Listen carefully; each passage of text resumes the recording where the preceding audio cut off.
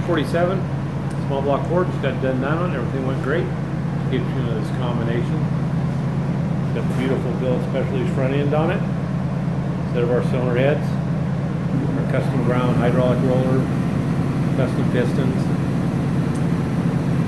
As you can see, it's EFI multi-point. This is kind of a version we've come out with the Edelbrock manifold, throttle body, Holley's Terminator X system. Kind of the best of everything there. Runs really good. Take you in and show you how it runs. Alrighty, down 3,500, it's 407 foot-pounds of torque. Looks like it peaks torque 428.